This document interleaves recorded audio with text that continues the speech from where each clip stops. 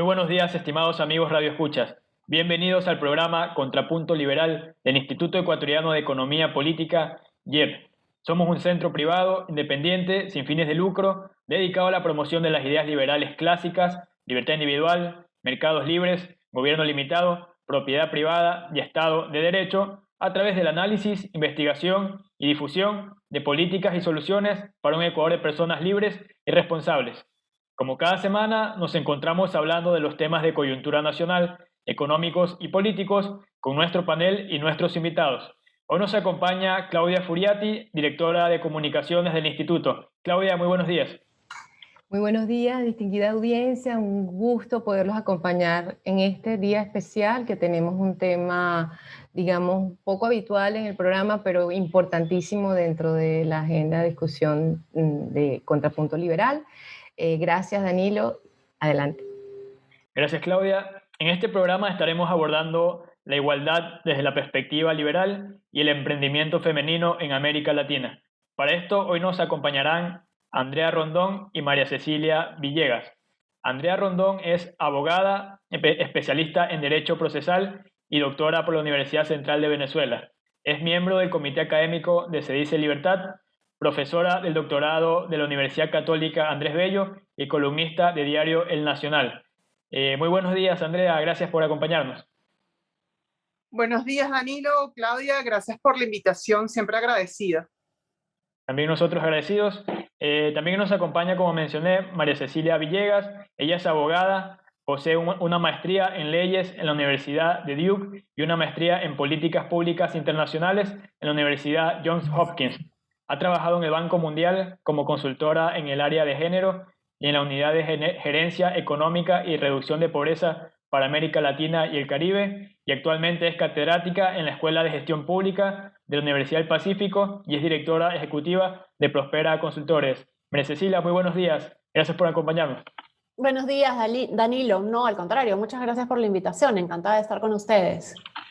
Igualmente encantados nosotros de que nos puedan acompañar en este programa. Y bueno, les quería preguntar en primera instancia sobre su participación en el panel de el Latin American Liberty Forum, en el que hablaron sobre el tema dignidad humana y empoderamiento del papel de la mujer en el desarrollo. Y en esta línea quisiera preguntarles cuáles son los desafíos que persisten en cuanto a oportunidades e igualdad jurídica para las mujeres en nuestra región. Porque si bien se ha avanzado en esta materia a lo largo de los últimos siglos, existen temas en los cuales trabajar. Entonces, ¿cuáles serían aquellos temas? María Cecilia, si le parece, empezamos con usted.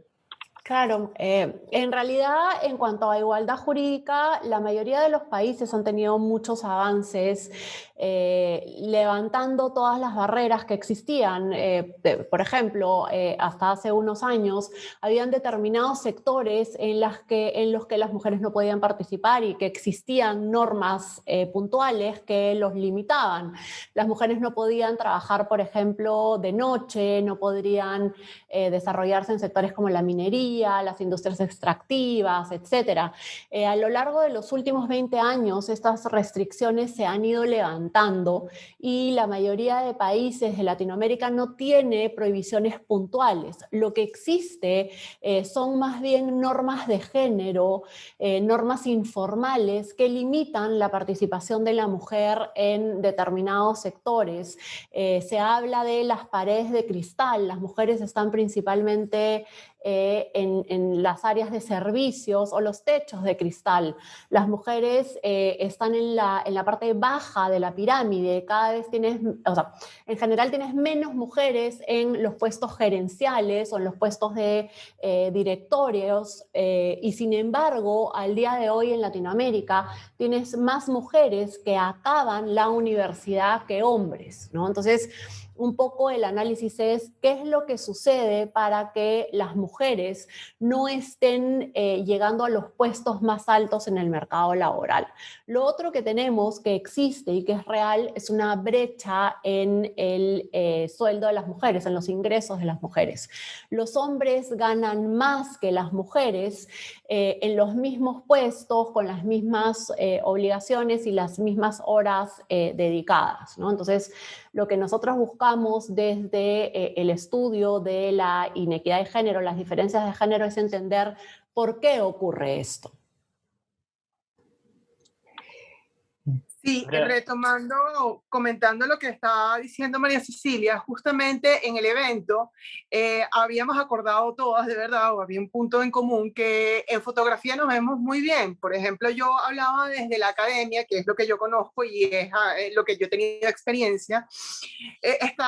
Lo veo en mis salones de clase, es algo que no se discute, que hay más mujeres estudiantes, está a nivel de pregrado, especialización, tal vez doctorado, también somos más profesoras, o sea, en eso no hay discusión, en la fotografía nos vemos bien, pero yo puse la lupa sobre una institución muy importante aquí en Venezuela, una institución de resistencia, que es la Academia de Ciencias Sociales y Políticas, que es una corporación privada que en los momentos en que hay que levantar la voz en contra de ciertos desmanes del régimen a lo largo de estas 2 décadas, se ha levantado la voz, tiene una actividad ha sido muy activa en cuanto a críticas a proyectos legislativos, pero también de propuestas, y que el día de mañana ha ideado una serie de herramientas e instrumentos que cuando nos toque reconstruir el país, tenemos con qué hacerlo, tenemos una base. Es decir, la Academia de Ciencias Sociales y Políticas es sumamente importante desde la resistencia y haciendo mecanismos de defensa frente a lo que está ocurriendo aquí en Venezuela. Pero yo mencionaba, la Academia de Ciencias Sociales y Políticas acaba de cumplir 106 años y está conformada por individuos de número que ocupan sillones, 35 sillones, son cargos vitalicios. En esos 106 años solamente han estado 4 mujeres y actualmente activas 3. Yo no creo que en el corto, mediano plazo ese número cambie, lamentablemente. Y yo señalaba, y tal vez respondiendo un poco a lo que comentaba María Cecilia, ¿por qué no ocupamos más cargos en la academia? ¿Acaso es que no existen más investigadoras o simple y llanamente eso es lo que hay? Definitivamente hay muchas más mujeres con capacidad de investigación y de aporte que pueden estar en la academia y así también contribuir con el desarrollo, pero es que es una institución que reviste los atavismos del siglo XIX y siglo XX. Es un tema profundamente cultural en el caso de la academia y que permea otros espacios. Sí, bien interesante. Eso nos conduce a las ideas o al desafío de trastocar un poco estas ideas, como dice Andrea, atávicas, y algo que ustedes también en esta charla dejaron sobre el tapete, dejaron como para tomar la posta, que es introducir en la agenda liberal el tema de la inequidad como un punto de honor. Es decir, no desviarlo, como quien dice lo que se ha venido haciendo, poner el tema como quien dice tapado por otros o subtemas, sino que hacer de él un debate importante y en ese sentido en Latinoamérica, como quien dice en la región, donde vemos como de verdad estas diferencias se hacen evidentes, me gustaría plantearles cuál sería esa solución desde la perspectiva liberal o esas soluciones necesarias para combatir la inequidad, que es una realidad, ¿verdad? Y bien, desde el principio, sobre todo, el individuo como centro, ¿no? El individuo, sea hombre y mujer, que no haya inequidad, o sea, porque puede también la política o ese sentido de ley, de regulatorio, entonces ser desigual para el hombre, que también pasa. Entonces, ¿cómo abordar este debate? ¿Cómo llevarlo a las ideas y mantenerlo allí y no en la manipulación, como hemos visto que entonces hace la narrativa, digamos, del siglo XXI, ¿no? Primero, María Cecilia, me gustaría tu parecer y luego a Andrea. Claro, Claudia. En realidad, lo que hemos venido conversando todo el tiempo es que las luchas por la equidad de género o los derechos de las poblaciones LGTB han sido una lucha siempre que se inicia desde el liberalismo, porque en realidad el liberalismo es la corriente que defiende la libertad y los derechos individuales de las personas, ¿no es cierto? Y sin embargo, hacia inicios del siglo XX, la bandera se la llevaron, se la llevó la izquierda y continúa utilizando, enarbolando la bandera de los derechos de las mujeres y de las poblaciones LGTB, cuando su origen es plenamente liberal. Y ahí hemos dejado de lado, hemos dejado la discusión y los liberales un poco hemos retrocedido o no nos hemos agrupado lo suficiente para levantar la voz por la defensa de estos derechos, y eso es un poco lo que estamos haciendo ahora, ¿no? Tratando de regresar la discusión a las políticas desde el liberalismo, qué es lo que proponemos para lograr una equidad de género o una defensa de los derechos de las mujeres y de las poblaciones LGTB desde nuestras políticas liberales. ¿Y eso por qué? Porque nosotros consideramos que si dejamos el debate y dejamos que esto se vea desde una agenda de izquierda, de una agenda socialista, comunista o marxista, lo que sucede es que se terminan perjudicando, se terminan dañando los principios liberales que nosotros enarbolamos y lo que nosotros proponemos, ¿no? Entonces, nosotros creemos como liberales que efectivamente hay una brecha de equidad de género y que incluye también a los LGTB, y por eso es que es tan importante tener programas como este, donde podamos hablar de cuáles son las políticas que proponemos y por qué el liberalismo debe defender los derechos de las mujeres y de las poblaciones LGTB. Sí, de acuerdo con María Cecilia, definitivamente uno de los aportes o contribuciones que nosotros podemos hacer es no dejarlo fuera de la agenda liberal, tan solo porque se trata de estos temas. Definitivamente esto es un avance. Por ejemplo, desde el caso de Se dice, yo puse el ejemplo de que definitivamente la Academia de Ciencias Sociales y Políticas ha cerrado puertas. Los números no mienten y la realidad tampoco. Ya dije, en el corto, mediano plazo, esos sillones no van a estar ocupados por mujeres, lamentablemente, y mira que hay investigadores importantes. Y retomando esta idea de que hay investigadores importantes con un trabajo de años, en Se dice Libertad, en el comité académico tenemos al menos dos de ellas. Tenemos a Sari Levy, que lleva el Observatorio de Gasto Público, que pone la lupa sobre el desenfreno en las políticas monetarias del régimen, señalando que la hiperinflación, el causante es el régimen y que es lo que nos ha llevado a la crisis humanitaria actual hasta el punto de hablar de crímenes de lesa humanidad. Ese es un trabajo sumamente importante que lo está haciendo una investigadora que afortunadamente ella es individuo de número, porque yo creo, pero de la Academia de Ciencias Económicas. Otras academias son un poco más abiertas. El foro de abogados es sumamente cerrado. Aquí en Venezuela es muy cerrado, lamentablemente. Por eso es que nuestra academia solamente tiene 4 sillones mujeres y 3 activas nada más. También tenemos a Isabel Pereira, que lleva a cabo, es coordinadora del Observatorio de Propiedad y tiene un programa sumamente importante que es País de Propietarios, que con ese programa le quitó el estigma a la propiedad y creo que se ha visto los efectos en los últimos años. Digo estigma porque en el discurso político siempre se dice propietario es el comerciante, es el empresario, es el malo, porque hay una satanización en ese discurso, y cuando tú hablas de país de propietarios, estás diciendo todos tenemos la posibilidad de ser propietarios, y cuando tú atacas la propiedad, no estás atacando la propiedad del otro, sino nos estás atacando eventualmente a todos nosotros, y nuevamente la crisis humanitaria es un perfecto ejemplo de cómo el ataque a la propiedad privada significa un ataque a todos. Entonces, desde Se dice Libertad, lo que estamos haciendo es incorporar a esas investigadoras con importantes aportes. Si bien no estamos rehuyendo los espacios de la academia, estamos abriendo nuevos espacios para esas investigadoras, sin olvidar esos otros espacios académicos, ¿no? Bien, el Instituto Fraser, usando las estadísticas que publica de Libertad Económica, hace algunos años publicó un estudio en el que presenta que en aquellos países con mayor libertad económica se encuentran indicadores de bienestar para mujeres más favorables como en aspectos como salud, expectativa de vida, tasas de mortalidad maternas menores. También hay mejores indicadores en cuanto a temas educativos y de participación en el mercado laboral.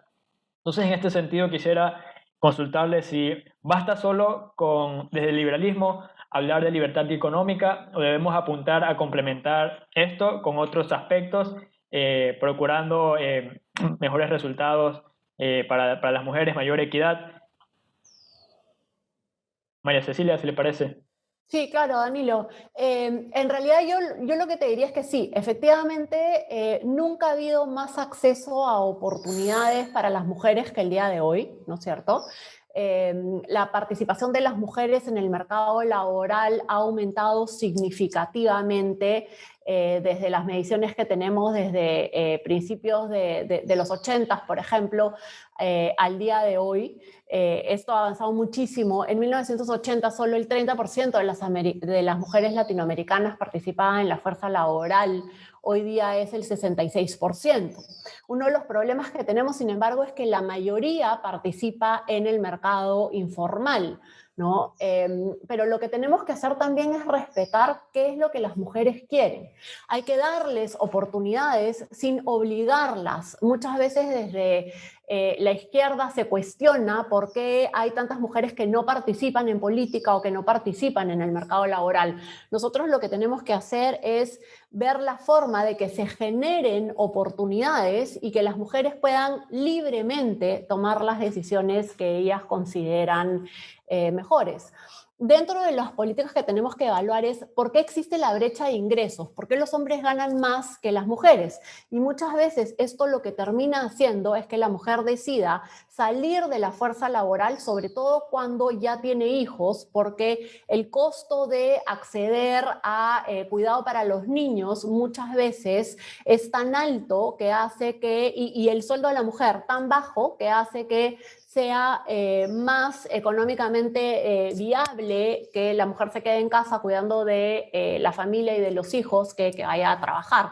Entonces, ahí deberíamos estar analizando por qué esta brecha en el ingreso, cómo hacemos para que esta brecha se vaya cerrando o cómo hacemos para que el cuidado de los hijos sea más asequible a las mujeres, de tal manera que no perdamos ese talento de las mujeres. A mí me gusta siempre pensar, no pensemos solo en géneros para las mujeres y las imaginemos como mujeres, porque es importante hablar de cerrar la brecha de equidad de género en el mercado laboral. Pensemos simplemente en el 100% de la población. Si tenemos una parte importante de esa población que está fuera del mercado laboral, entonces estamos perdiendo en mayor generación de riqueza y mayor ingreso de PDI para el país, mayor crecimiento para el país. Sí, aparte de lo que comenta María Cecilia y que va más allá de la data, más allá de los índices que de hecho en los últimos años corrobora que donde hay libertad económica hay mayores posibilidades para todos, no solamente para mujeres, sino para todos, y es justamente de lo que está hablando también María Cecilia. Por ejemplo, desde Se Dice Libertad, y concatenándolo un poco también con lo que comentaba o la pregunta de Claudia, nosotros señalamos también que no es un problema de leyes, aquí no se necesitan más leyes. De hecho, en Venezuela, el caso particular, con ese discurso populista, generaron una serie de leyes que terminaron produciendo o generando discriminación en positivo. Terminan discriminando al hombre, realmente. Entonces, la propuesta es desregular. Aquí soy un poco más extrema, yo pienso que la mejor regulación es la que no existe y hay que ponerle una lupa a nuestro ordenamiento jurídico porque en lugar de crear mayores oportunidades se las están cerrando. Al crear imposiciones y regulaciones asfixiantes al patrono, que no puede cumplir. Entonces lo que estás eliminando en realidad, en lugar de favorecerla con tu discurso, lo que estás cerrando son puestos de trabajo. Eso no favorece a nadie en realidad, por una parte. Y por el otro, nosotros tenemos un programa que se llama Cultura en Libertad, que va muy, muy en esta idea que preguntas, Anilo, que no, el liberalismo no es solamente económico, es un aspecto fundamental e importante, pero el liberalismo como filosofía, al fin y al cabo, es mucho más amplio y nosotros lo abordamos también desde la cultura. Entonces, nosotros tratamos de evidenciar, la gente tampoco aprende con conceptos en abstracto, aprende también vinculando esos conceptos con relaciones, haciendo conexiones. Entonces, en el programa Cultura en Libertad, nosotros aprovechamos y usamos muchos ejemplos, y así atacamos culturalmente para que esos atavismos del siglo XIX, del siglo XX, pues se puedan eliminar a principios, ahorita en el siglo XXI, ¿no?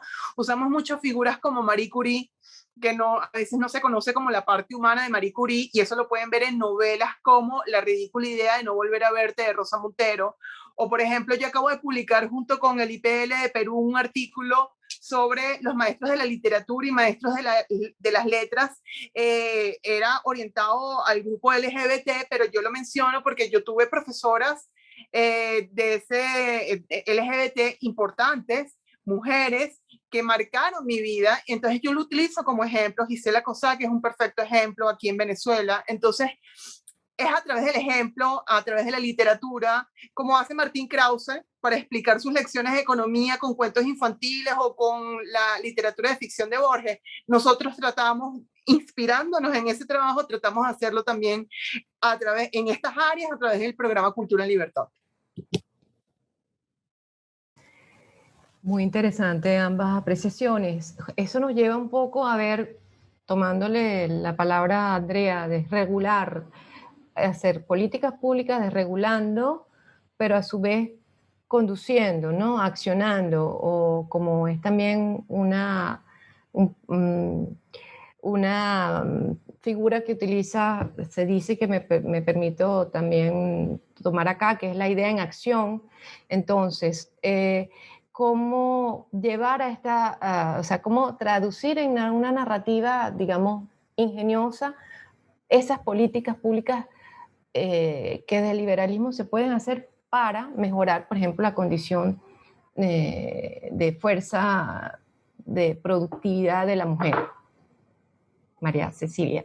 Claudia, sí, y tomando precisamente lo que estamos hablando de la desregulación. La desregulación es importante, pero también la generación de incentivos, porque lo cierto es que si no generamos incentivos para que haya más oportunidades para las mujeres, no vamos a lograr llegar a tener una mayor participación de las mujeres, tanto en política como en el mercado laboral y en los distintos segmentos de la vida, ¿no es cierto?, en sociedad. Y yo te quiero poner un par de ejemplos. En un programa de titulación en el que trabajamos en su momento, se buscaba titular a los poseedores de tierras de asentamientos humanos de la periferia de la ciudad o de tierras agrícolas, y lo que se encontraba es que las normas sociales establecían que las reuniones con los poseedores eran a determinada hora en la que las mujeres no podían participar.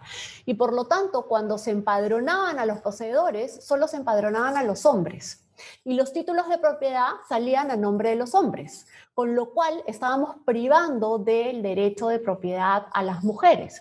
Y esto sucedió en los 90s y sucedió incluso hasta hace unos 5 o 6 años, lo pudimos documentar cuando yo trabajaba en el Banco Mundial. Entonces, hay pequeñas cosas que tenemos que tener un enfoque de género para entender desde a qué hora tenemos que hacer las reuniones para poder empadronar a las mujeres, para que las mujeres puedan participar y que no limitemos sus derechos o no les quitemos esos derechos. Andrea también estaba hablando de el tema de la regulación que muchas veces genera una discriminación positiva. Y mira, y sin generar una discriminación positiva, hay regulación que está tan mal hecha, por ejemplo, el ampliar el permiso por maternidad, ¿no es cierto? Se quiere hacer que en lugar de ser, por ejemplo, en el caso peruano son 3 meses de permiso de maternidad, en vez de que sean 3 meses, que sea 1 año.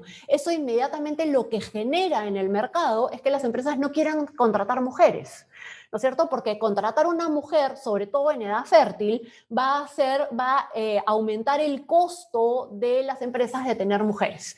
Entonces, cuando se busca regular, y estas son políticas muy populistas que desde el socialismo o de la centroizquierda te dicen son políticas progresistas, son políticas para darle más derechos a las mujeres, para generar un incentivo, para que las mujeres participen más en el mercado laboral, pero que terminan teniendo el efecto contrario. Pueden ser políticas, si quieres, bien intencionadas, pero que al no entender cómo funcionan los mercados y cómo funciona la economía, tienen el impacto contrario, se cierran oportunidades para las mujeres. Entonces, cuando regulamos o desregulamos y generamos incentivos para promover la participación de las mujeres, tenemos que ser muy cuidadosos y tenemos que realmente entender cómo funciona la economía.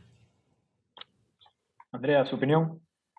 No, totalmente de acuerdo con María Cecilia, porque de hecho yo tal vez a veces cuando hacen foros o charlas en materia de políticas públicas me siento incómoda porque, bueno, te lo acabo de decir, para mí la mejor regulación es la que no existe. Eso te dice también lo que está detrás. Pero lo que dice María Cecilia es sumamente importante. Al no colocar el acento en políticas públicas, sino en incentivos, está colocando el acento en el sector privado, que es en donde podemos realmente hacer un verdadero cambio, más allá de las circunstancias. Te lo hablo, por ejemplo, en el caso de Venezuela, ¿no?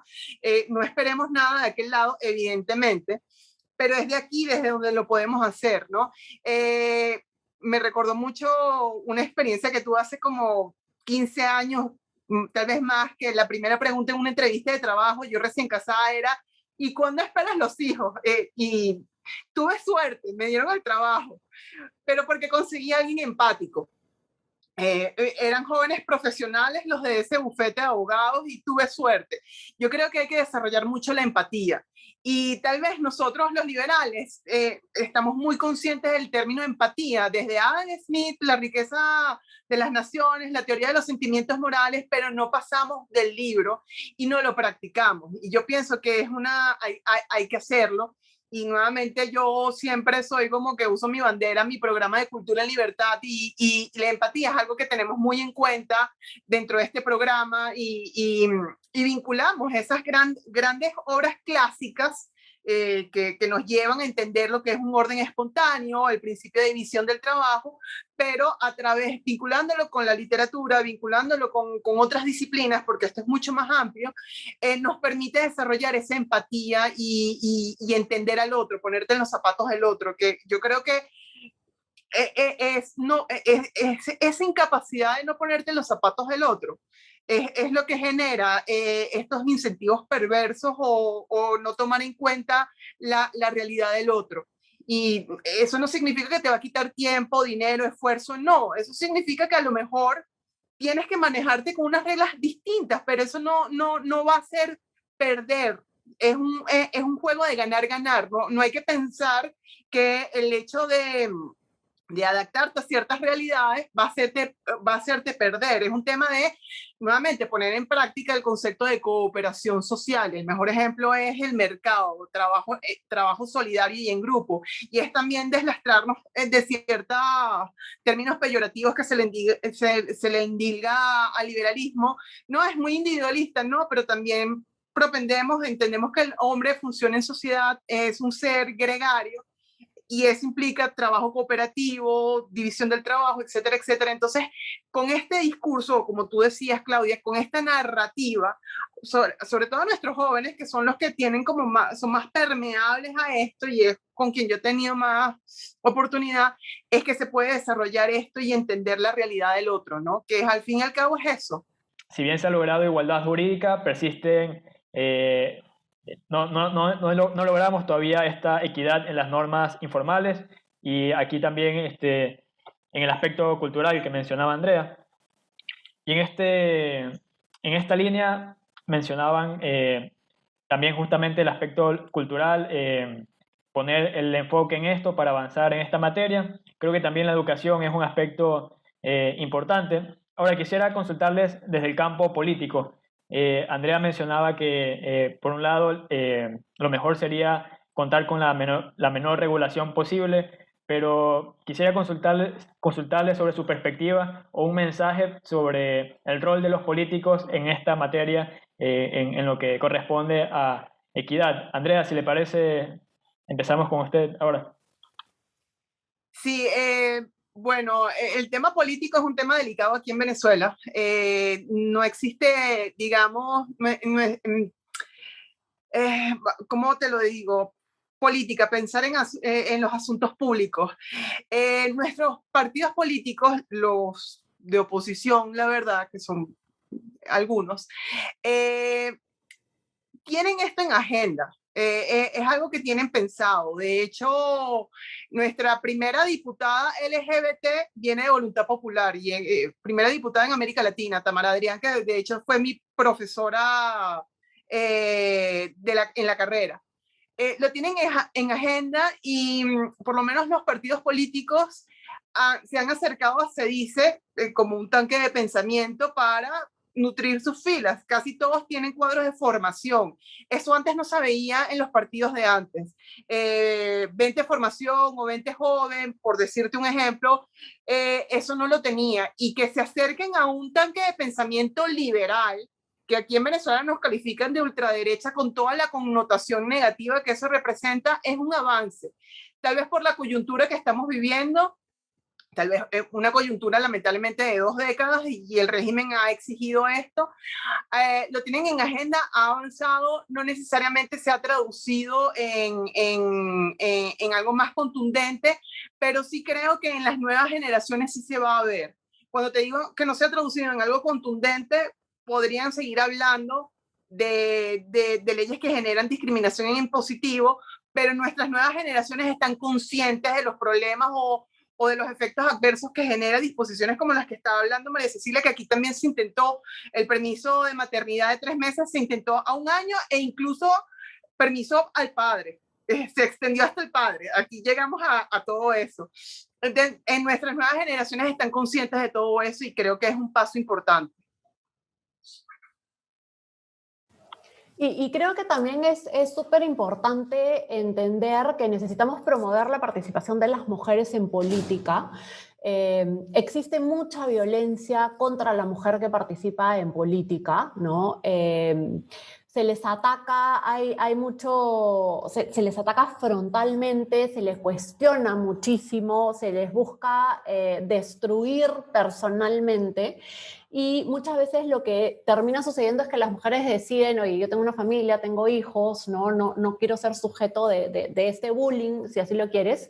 Pero lo otro que también es importante entender es que no todas las mujeres que llegan a la política entienden lo que es la inequidad de género.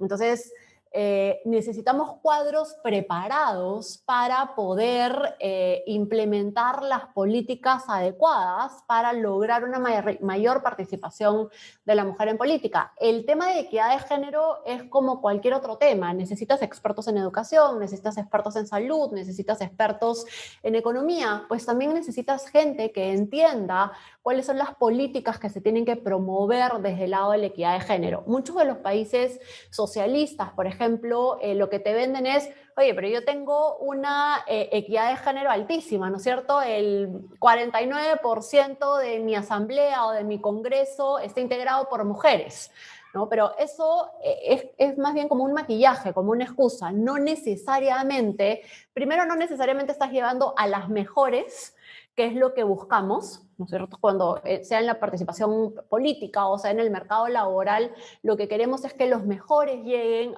a los puestos más altos y que se capacite a las personas para llegar a esos puestos.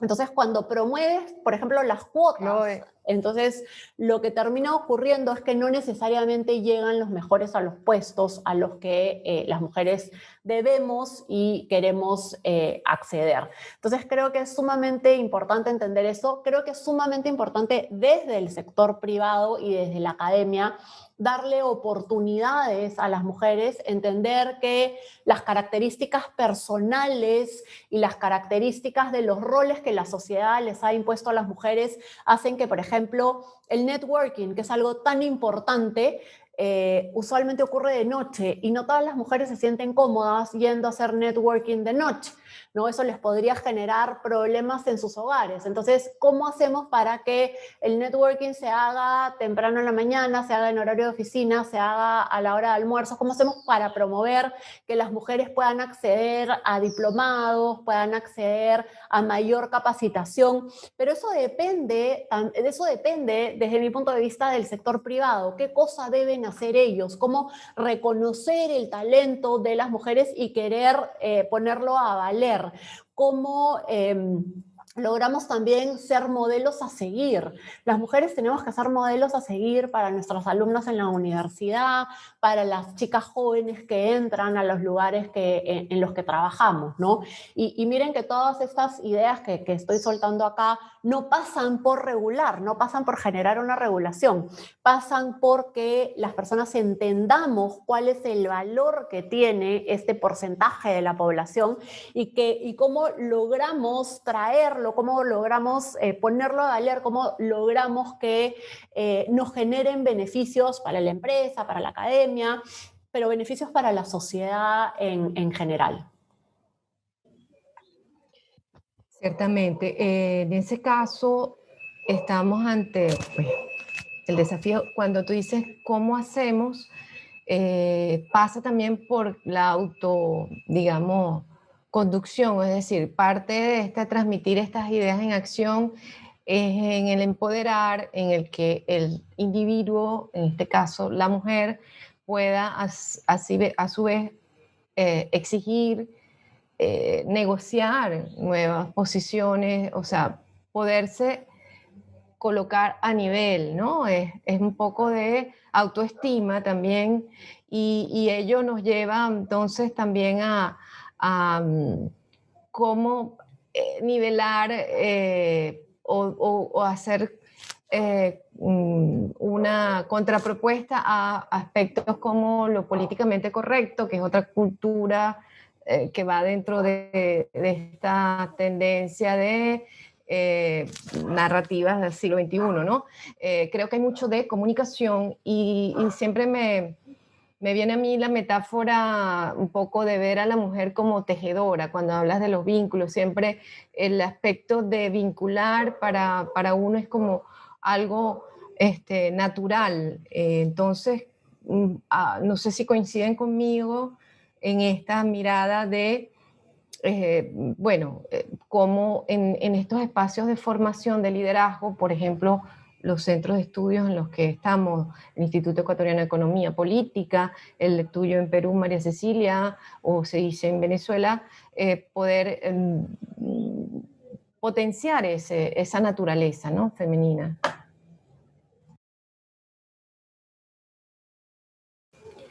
A ver, Andrea.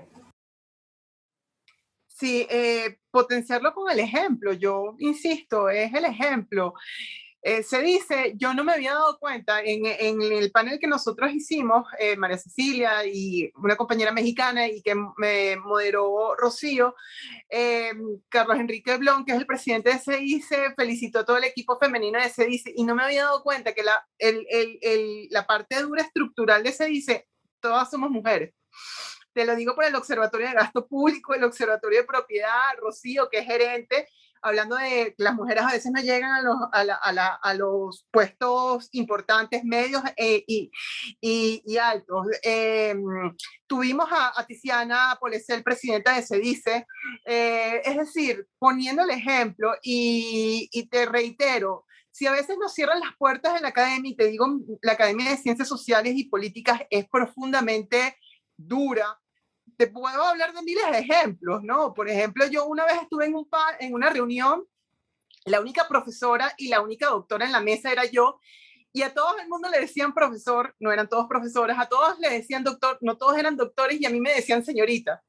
Y eso es cultural y yo no, o sea, me llamó la atención, lo dejo como anécdota, pero es en la acción. Yo no iba a rehuir ir a otras actividades, a otros eventos. Es un tema, lo que mencionas tú de autoestima, es que nosotras como mujeres también tengamos conciencia de que tenemos posibilidades de negociar como un hombre, pero estamos en esas condiciones, estamos en posibilidades de hacerlo. Las mujeres se dicen no llegaron de la noche a la mañana, es porque nosotras entendimos nuestra importancia, nuestra valía y nuestro rol. O sea, Sofía Inver, una de las fundadoras también de Se Dice junto con Carlos Rangel, por mencionarte un ejemplo, y te estoy hablando de los 70, de una Venezuela bastante atrasada en los 70.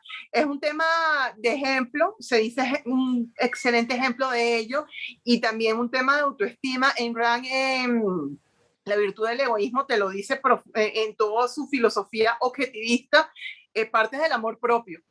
Sin eso no puedes hacer nada y no es un tema de autoayuda, ¿no?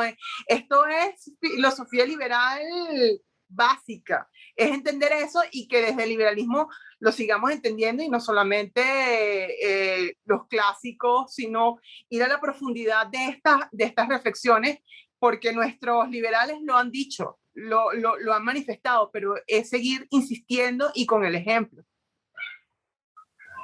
Sí, coincido plenamente. Ahora, también es importante, y mira, en los estudios que hemos hecho, lo que hemos encontrado, y acá viene todo el tema de normas sociales de género, ¿no? El hombre que pelea por un puesto, pelea por un aumento, se ve como un luchador, como un líder, ¿no es cierto? La mujer que pelea por un aumento o por un puesto se ve como, qué competitiva, ¿no? Qué mal genio que tiene, qué conflictiva es la palabra, ¿no? Ay, yo no quiero trabajar con ella porque es recontra conflictiva. Esos son normas sociales de género que tenemos que ir rompiendo poco a poco, reconociendo cuál es la naturaleza de hombres y mujeres, ¿no es cierto?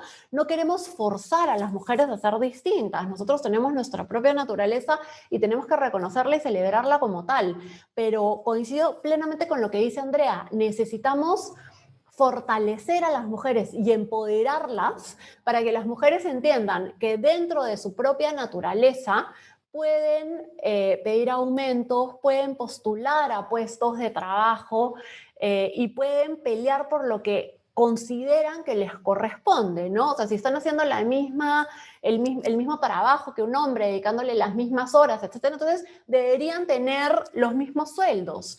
Entonces, tenemos que fortalecerlas y tenemos que ir cambiando el chip de la sociedad, que la mujer no solo tiene que ser, la mujer tiene que dejar de lado o tiene que ser quien ella es sin importar cuánto tenga que pelearlo. Es correcto pelear por lo que ella quiere. Cuando comencemos a cambiar ese chip y veamos que eso no la hace conflictiva y reconozcamos cuál es el sitio que tiene en la sociedad y cuánto puede contribuir, creo que las cosas van a mejorar. Por eso es que además el ser un modelo a seguir es sumamente importante. En los proyectos que implementamos, por ejemplo, en las zonas rurales del Perú, me sucede mucho que voy a trabajar con chicas en el colegio y les preguntas, ¿y tú qué cosa quieres ser? Yo quiero ser doctora, ¿no? Yo quiero ser abogada. La mayoría termina siendo enfermera o profesora, ¿no? Pero no llega a cumplir sus sueños. Y no llega a cumplir sus sueños porque no tienen las oportunidades. Una familia de escasos recursos prefiere educar al hijo hombre antes que a la hija mujer, porque se cree que la hija mujer finalmente se va a casar y se va a ir a otra familia y el hijo hombre va a tener que mantener a su propia familia. Todavía tenemos muy arraigado en Latinoamérica la idea que las mujeres se casan y pasan a ser mantenidas por el marido, mientras que los hombres son los que tienen que mantener a la familia. Cuando en realidad la evidencia te demuestra que eso no es cierto. De hecho, en el caso peruano, el 30% de cabezas de familia son mujeres. Entonces, necesitamos dar información, necesitamos dar data, necesitamos que la sociedad entienda cuál es el rol que tienen las mujeres. Tenemos que equiparar el piso, tenemos que darles oportunidades a las mujeres, que hayan más modelos a seguir, que hayan más mujeres líderes dando oportunidades. De hecho, y otra vez para continuar con un poco de información, de cada 2 estudiantes que terminan el colegio en el Perú, uno es hombre y uno es mujer. Perdón, no el colegio, la universidad, un hombre, una mujer. De cada 3 gerentes en el sector privado, 2 son hombres y 1 es mujer. De cada 5 especialistas en medios de comunicación, entrevistas como la que estamos teniendo hoy día, columnistas en periódicos, ¿no? De cada 5, 1 es mujer. De cada 10 directores en empresas, solo 1 es mujer. Entonces, existe una brecha, miremosla, reconozcámosla y digamos, ok, ¿qué cosa hacemos para lograr que haya más mujeres? Y acá quiero contarles una anécdota cortita. En un estudio que hicimos de 8 países de Latinoamérica, viendo cuáles eran las barreras que generaban estas paredes de cristal o estos techos de cristal donde las mujeres no entraban a otros sectores y no subían lo suficiente, porque sí es cierto, podemos dar ejemplos de mujeres que son directoras de empresas, de mujeres que llegan a ser ministras, de mujeres que son grandes gerentes, pero son ejemplos puntuales, no es la gran mayoría. Entonces, cuando hicimos este estudio, encontramos una empresa que estaba en el sector portuario en Uruguay. Esta empresa, eran 5 socios hombres los que la habían creado. Y de los 5 socios hombres, todos habían tenido solo hijas mujeres. Por lo tanto, esta empresa la iban a heredar mujeres.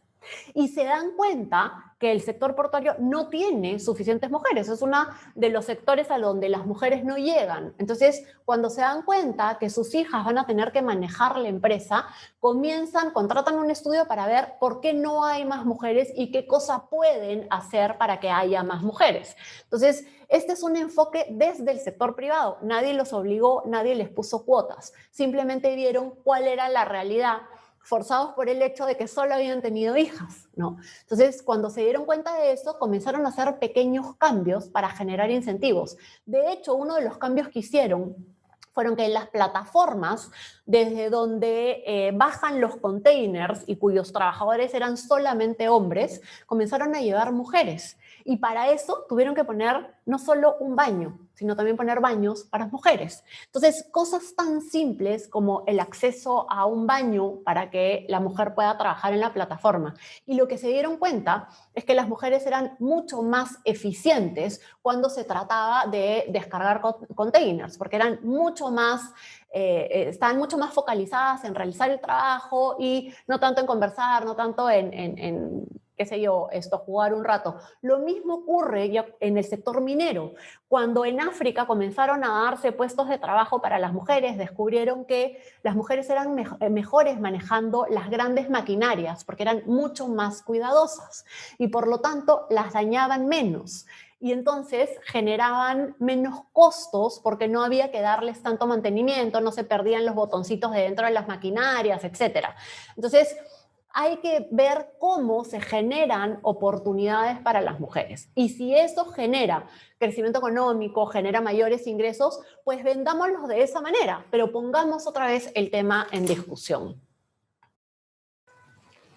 Es así, creo que lo estamos haciendo. Bueno, nos quedan unos minutos finales en los cuales yo primeramente agradezco una vez más a Atlas Network y a Se Dice Libertad por habernos conectado con ustedes dos a partir del Latin American Liberty Forum. Y como hablaba María Cecilia del modelaje y ejemplo, me gustaría invitarlas a ambas en este cierre a exponer un poco a qué se dedica cada una de ustedes en términos prácticos de poner las ideas en acción, de algunas anécdotas que le ejemplifiquen que esto es posible, no solo desde su vivencia, sino de trabajo conjunto con otras mujeres. María Cecilia sabemos que está en Contribuyentes por Respeto, que es una organización, entiendo, nueva en Perú, pero muy dinámica. Y bueno, conocer un poquito en lo que están cada una ahora en estos momentos. Gracias. Claro, nosotros, bueno, la consultora lo que hace es implementar proyectos. Nosotros buscamos articular al sector privado con el sector público, con la academia, identificar cuáles son los problemas que determinadas regiones tienen y ver cómo los sacamos adelante. En todos los proyectos que nosotros implementamos tenemos un componente de género. Vemos qué es lo que hace que las mujeres no accedan a puestos de trabajo, qué es lo que hace que las mujeres no accedan al crédito, qué es lo que hace que no puedan ser emprendedoras. Trabajamos muchísimo en lo que es violencia contra la mujer, acceso a métodos anticonceptivos. Estamos investigando temas de salud sexual y reproductiva constantemente. Contribuyentes por Respeto es un think tank liberal desde donde buscamos hacer mucha investigación y lo que buscamos es cómo desde nuestra visión liberal logramos emparejar la cancha y generar más oportunidades, no obligando, no buscando igualdad de derechos, sino simplemente buscando que las mujeres puedan acceder a oportunidades y puedan tomar la oportunidad. Muchas veces lo que sucede en países con un crecimiento económico rápido y con un empoderamiento de las mujeres rápido es que inmediatamente la violencia contra la mujer sube muy rápidamente, ¿no? El Perú es uno de los países de Latinoamérica donde mayor incidencia de violencia contra la mujer existe. Entonces estamos trabajando mucho en temas de violencia, de empoderamiento y de desarrollo económico de mujeres. Andrea. No sé si me escuchan, a veces creo Sí. la señal, ok. Yo no tengo un trabajo tan directo y tan importante como el de María Cecilia en esta área, de hecho no, yo confieso que soy de esas liberales que estos temas a veces son difíciles de abordar, pero al mismo tiempo agradezco espacios como el de Atlas Network y el de Se Dice con este evento porque me reta a ponerme en perspectiva, me reta como liberal a cómo abordo este tema sin rehuirlo, ¿no? Yo siempre, y si hay una ayuda de mi parte, es como profesora desde la academia, desde el salón de clase, desde el salón de clase y desde mi ejercicio profesional, porque yo tengo una práctica privada, ¿no? Afortunadamente, lo que he llegado o con quien yo he tenido mayores contactos, háblese de Se Dice Joven, háblese de la universidad en sus distintos niveles, pregrado, especialización y doctorado, casi todas han terminado siendo mujeres. Por lo que hemos dicho, que el acceso a la universidad, últimamente vas a ver más mujeres que hombres. Digamos con el ejemplo, siempre también podría decirse que desde el liberalismo a veces somos pocas las liberales, mujeres liberales, que hay más hombres, tú ves en la fotografía y hay más hombres que mujeres. Eso yo lo señalo, a pesar de que me he sentido profundamente afortunada y se dice que casi todas son mujeres, pero no necesariamente es tan así. Por lo menos en mi día a día, con el ejemplo, dentro de mis limitaciones o capacidades como docente, pero trato y yo lo hago cuando te digo con el ejemplo, salir de mis zonas de confort. Por ejemplo, yo soy abogada, pero yo, por ejemplo, no escribo solamente de derecho y yo voy más allá, trato de escribir ensayos. Digamos, me ayudo, me asisto de la literatura, que es como que mi gran pasión para soportar la destrucción del derecho aquí en el país, aquí en Venezuela. Y por eso es que surgen programas como Cultura en Libertad en Se Dice. Y es una forma de dar a conocer mujeres más allá de las típicas, que si Margaret Thatcher, que es muy nombrada dentro del foro liberal, distintas mujeres, Sofía Inver, por decirte un ejemplo, que han participado en distintas áreas con movimiento que han generado masa crítica, que han tenido incidencia, es dar a conocer esas experiencias que por no ser tan conocidas se piensa que no existen, pero sí existen. Entonces, mi labor fundamental tal vez en esta área sea a través de Cultura y Libertad y a través de una de mis pasiones, que es la literatura, ¿no? Bien, bueno, les quiero agradecer a todas, en nombre del Instituto Ecuatoriano de Economía Política, por habernos acompañado en este espacio. En lo personal, lo he disfrutado mucho, he aprendido mucho con sus opiniones. Y bueno, ustedes mencionaban que hay que buscar ejemplos y modelos a seguir, y creo que aquí tenemos 3 grandes ejemplos y modelos a seguir de la labor de mujeres. Ni hablar de, por ejemplo, la presidenta y fundadora del Instituto Ecuatoriano de Economía Política, Dora de Ampuero. Y bueno, nuevamente agradecerles Andrea y María Cecilia por habernos acompañado, agradecerle también Claudia por haber estado presente en este programa, a Radio Morena por el espacio y a todas las personas que nos han escuchado. Nos vemos el próximo martes en su programa Contrapunto Liberal del Instituto Ecuatoriano de Economía Política.